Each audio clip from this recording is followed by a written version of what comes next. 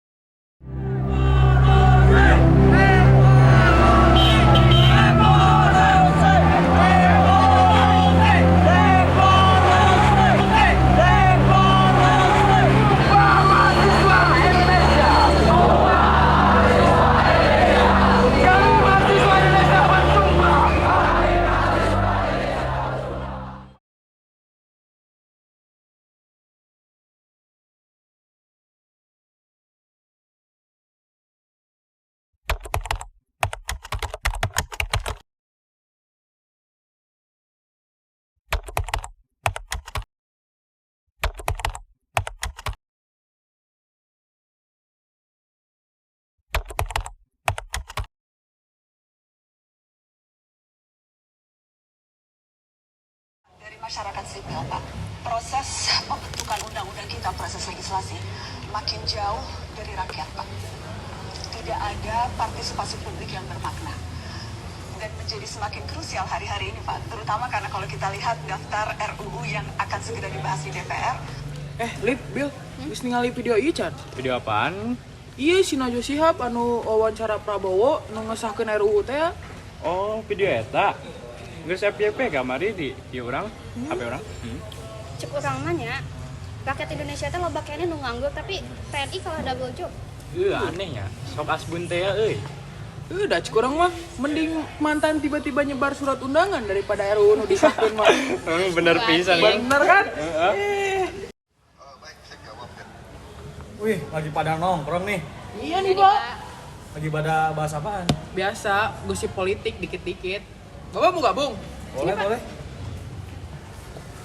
Jadi, terima kasih. Ya, ini Itu videonya dua siap yang kemarin itu ya? Iya, yang bahas RUU TNI. Yang sama Prabowo kan? Kalian sadar gak sih itu materi yang kita bahas minggu lalu tentang trias politika? Oh iya, yang kemarin tentang pemisahan kekuasaan itu kan, Pak? Betul. Jadi trias politika itu kan membagi kekuasaan menjadi 3 bagian. Ada eksekutif, legislatif, dan yudikatif. Tujuannya supaya kekuasaan itu nggak numpuk di satu tangan. Tapi kalau TNI yang notabene alat pertahanan negara masuk ke sipil, itu bisa mengganggu keseimbangan kekuasaan. Kok bisa gitu ya, Pak? Jadi gini nih, Lip.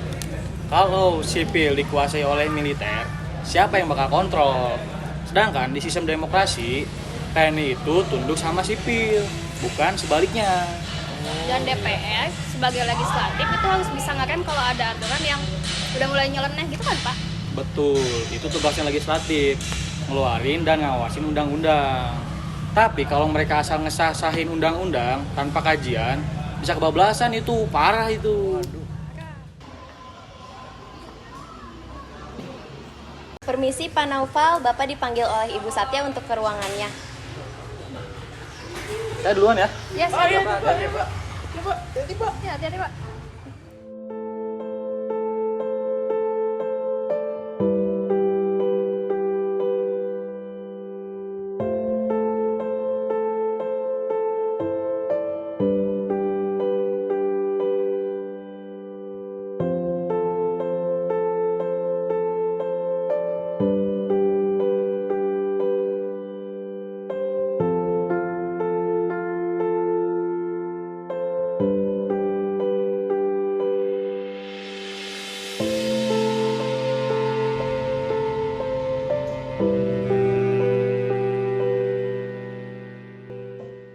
Demi efisiensi, kami dikorbankan.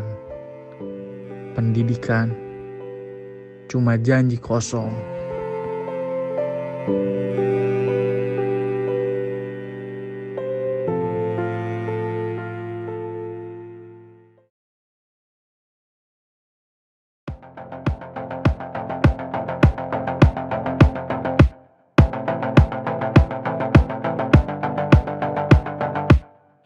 Kapan terakhir kali kamu dapat tertidur tenang? Enggak. Tak perlu memikirkan tentang apa yang akan datang di esok hari. Tubuh yang berpatah hati bergantung pada gaji, berlomba jadi asri, mengais validasi. Assalamualaikum.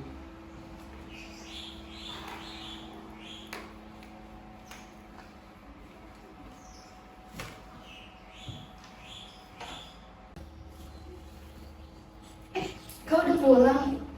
Udah. Kak, aku boleh minta uang nggak? Itu si Ade disuruh beli buku paket di kosisnya. Kemarin kurang. Kok bisa kurang?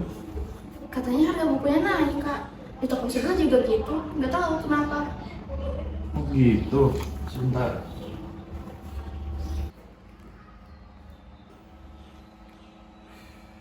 Nanti kakak transfer ya. Oke, Kak.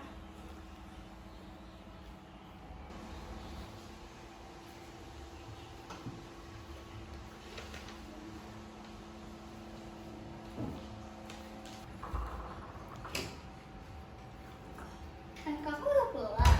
Udah nih. Kak tahu gak sih, tadi aku dapat makanan gratis loh di sekolah. Oh iya.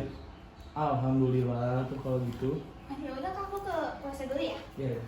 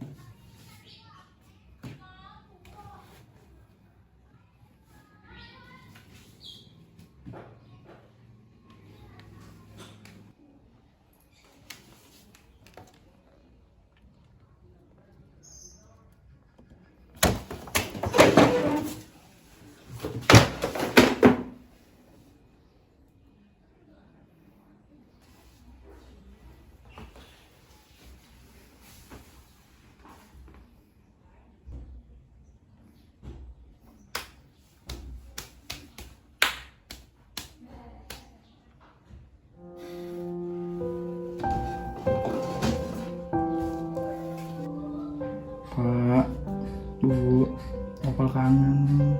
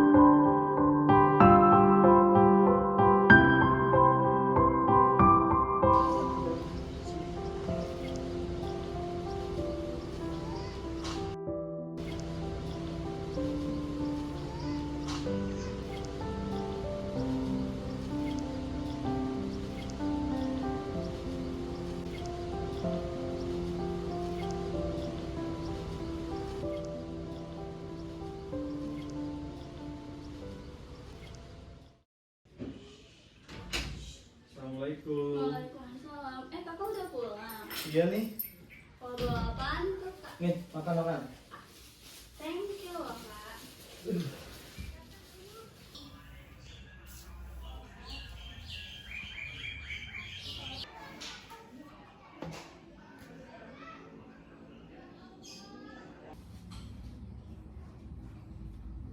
Kak, dia mau ngobrol sebentar.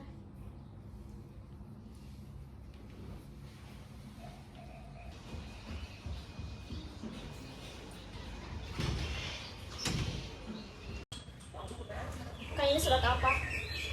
Kakak di PHK? Dari kapan, Kak? Kenapa gak bilang sama Naya? Dari kemarin Naya. Kakak kira aku gak bakal tahu surat ini. Aku tuh capek kak hidup gini terus. Teman-teman aku pada beli baju baru, nongkrong di kafe. Lah aku sibuk cuci piring kak, ngurusin adek. Aku juga kepengen kayak mereka. Sekarang kakak di PHK. Terus nanti kita mau makan apa kak? Adik sekolah juga gimana? Kakak satu-satunya tumpuan hidup kita. Tapi kenapa sih kak? Hal sekecil ini aja harus bohong. Kenapa ayah sama ibu yang kerja? Kenapa gak kakak aja yang mati? Kamu pikir kakak pengen hidup kayak gini? Kakak juga capek. Kakak kerja banting tulang buat apa? Buat kalian. Kakak pernah gak nanya sekali aja aku pengen apa? Kakak seolah-olah mikir aku nih gak punya mimpi apa-apa. Kamu tuh kerjaannya cuma ngeluh aja Naya. Kakak juga capek. Kakak selalu merasa kakak yang paling capek. Kalau aku juga capek kak. Cukup Naya. Udah.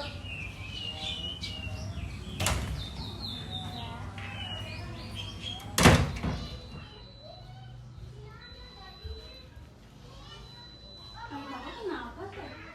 Gak apa-apa.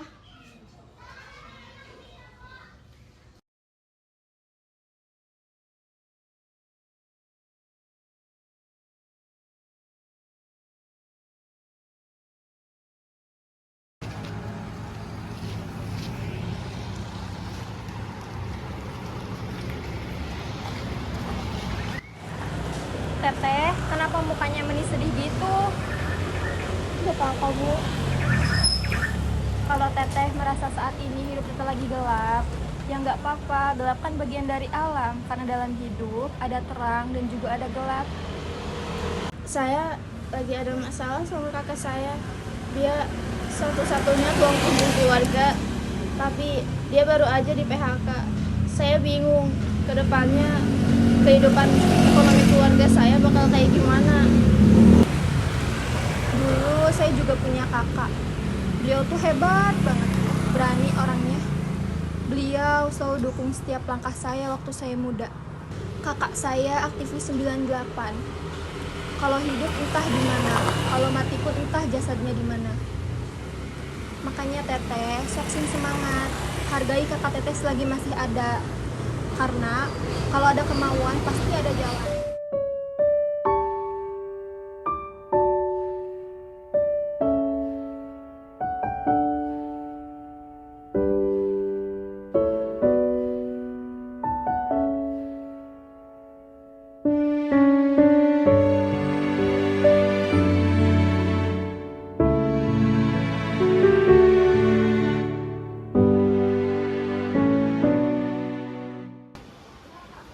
Pulang. Wah, bawa apaan tuh bang? Banyak banget. Bawa makanan.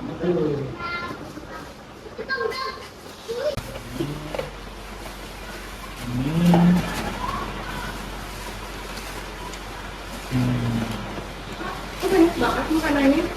Kakak dapat uang dari mana? Iya, alhamdulillah. Kakak terima di SMA 1 Nusantara. Di guru PPKN. Wah, alhamdulillah kak. Kemarin ini minta maaf ya kak. Kalau dulu minta maaf ya. Belum bisa jadi kakak yang terbaik buat Naya sama Adek. Ini kakak tuh mau maafkan sih. Kakak tuh udah kasih gitu tau gak? Udah. Makan yuk.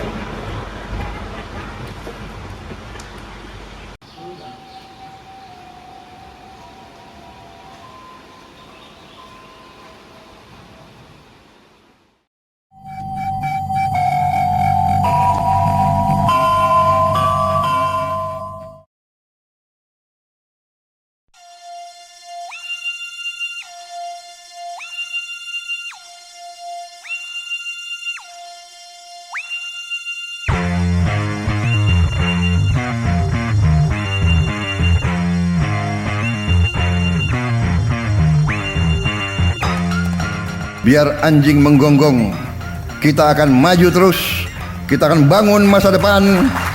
Saudara-saudara sekalian, pemerintah yang saya pimpin bertekad untuk berusaha menghilangkan korupsi dari bumi Indonesia. Apakah adil?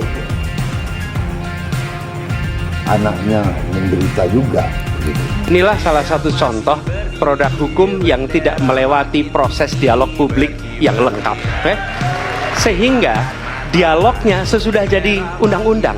Dan ketika dialognya sudah undang-undang, siapapun yang kritis dianggap oposisi, siapapun yang pro dianggap pro pemerintah.